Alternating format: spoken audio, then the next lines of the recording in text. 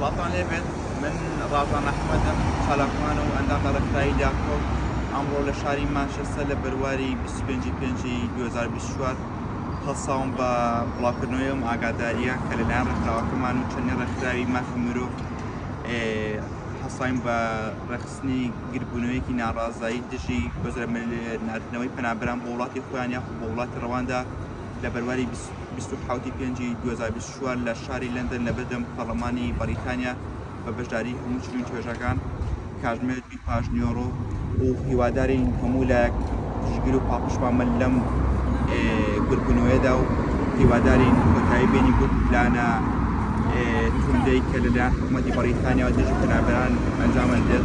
زۆر سپاس بۆ هاوکاریتان، زۆر سپاس بۆ پشتیوانیتان. هیوادارم دووشەمە هەمووتان لە لەندەن بەشداری Your racist policies are killing people. Your plans to send people seeking asylum to Rwanda are inhumane, they're inhumane and are going to ruin people's lives.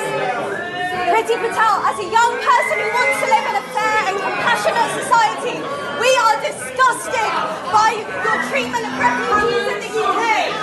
Priti Patel, at every opportunity we will stand against your cruel plans. We will stand with migrants, refugees and people seeking asylum. We want to live in a just and fair society that cares and respects about people wherever they come from. We want to be open and welcoming and tackle these crises in a just way. Priti Patel, we demand you drop your racist and problematic Rwanda migration policy. We demand that you treat the people of this world fairly and you treat them with respect. When you're from Rwanda or wherever you're from, you deserve to be treated with respect. Say it loud, say it clear. Refugees are welcome here. Say it loud, say it clear. Refugees.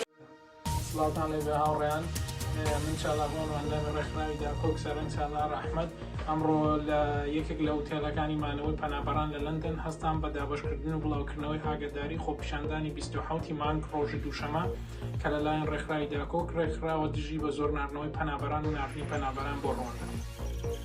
بڵاو هاوڕێیان، من عیرفان علی ئەندام و چالاکوان لە ڕێکخراوی داکۆک ئەمڕۆ هەستاوم بە ئەنجامدانی ئەم چالێکیە بە بڵاوکردنەوەی پۆستەر لە ناوچەکەی خۆمان بۆ پشتیوانیکردنی ئەو پەنابەرانەی کە لە 30% گیراون بە هۆکاریەوەی کە بیانێننەوە بۆ وڵاتەکانی خۆیانیان بۆ ڕواندا.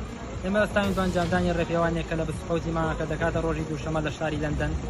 ئەو ڕێپێوانە ئەنجامەدەین بۆ پشتیوانیکردنی ئەو پەنابەرانەی کە گیراون، بۆیە داوا لە هەموو وڵاتیانەکەم کە بتوانن لەگەڵمانە بەشدار بن بۆ پشتیوانی ئەو پەنابەرانە کە گیراون. سپاس بۆ بەڕێستان.